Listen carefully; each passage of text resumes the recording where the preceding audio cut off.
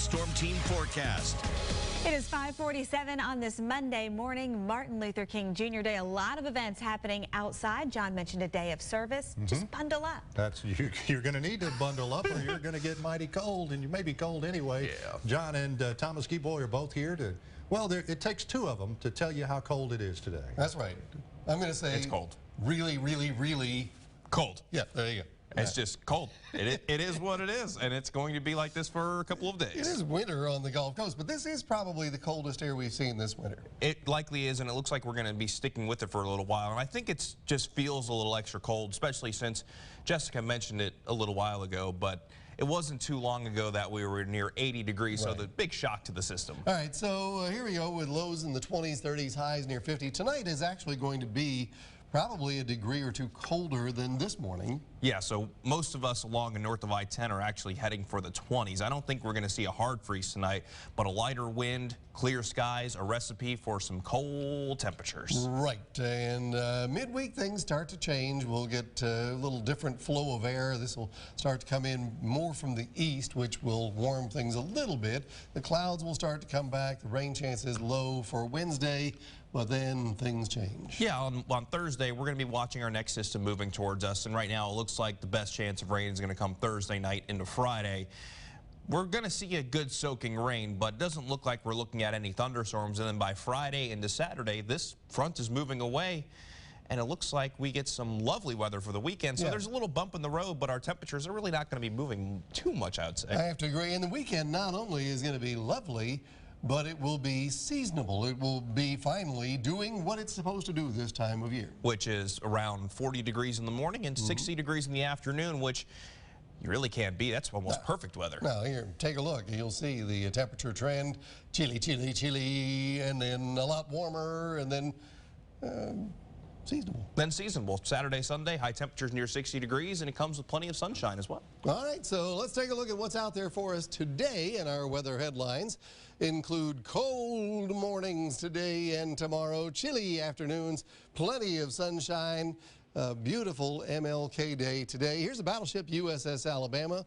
Note the flags flapping in a brisk northerly wind. You'll see it even better down here along the front of the battleship.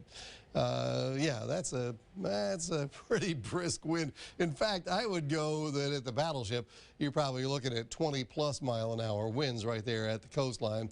The temperatures right now are in the 30s, most locations, right at 30 in Grove Hill, right at freezing in Jay, just a little above in Mobile, Fairhope, Navarre, Crestview, and then you got actually 40s on Dauphin Island, the one spot in the 40s this morning. And there are some 20-mile-an-hour winds near the coast in Destin, and at Mobile's airport, it's 14 miles an hour.